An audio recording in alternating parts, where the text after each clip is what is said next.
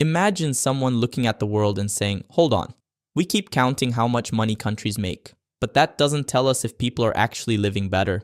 That person was Mahbub ul Haq, a Pakistani economist working at the United Nations Development Program. In 1990, he helped start a new idea. Instead of just using GDP, money, let's make a simple score that shows how healthy, educated, and well-off people are. Mahbub ul Haq asked other smart thinkers for help, and one of the most important was Amartya Sen, an economist who had written about people's real abilities and freedoms. Sen's ideas about what really matters for human life helped shape the HDI's thinking.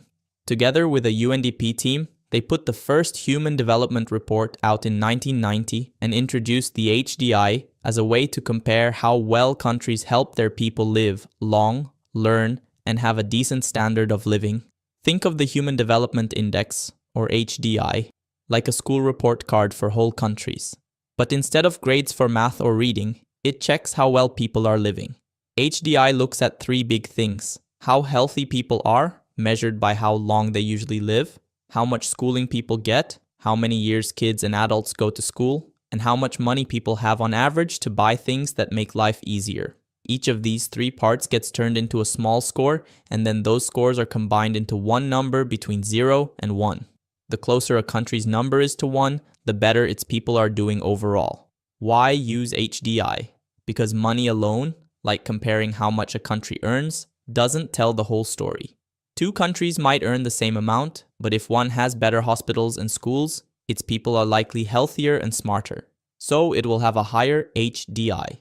That helps people understand real progress. Are lives actually improving, or is it just more money on paper? Another example can be how a country with high GDP may be producing drugs or weapons which would on paper show high GDP, but the production of guns and drugs will be demerit goods and harmful to the society. But HDI isn't perfect. It doesn't show whether everyone in the country shares the same good life. A few very rich people can make the average look better, while many others still struggle. It also doesn't measure things like pollution, freedom, or how happy people feel. Because of that, experts sometimes use extra measures, like inequality-adjusted HDI, to get a clearer picture.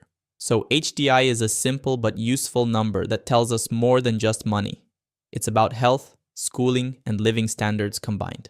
When you hear a country has a high HDI, it means people there, on average, live longer, learn more, and have a better standard of living.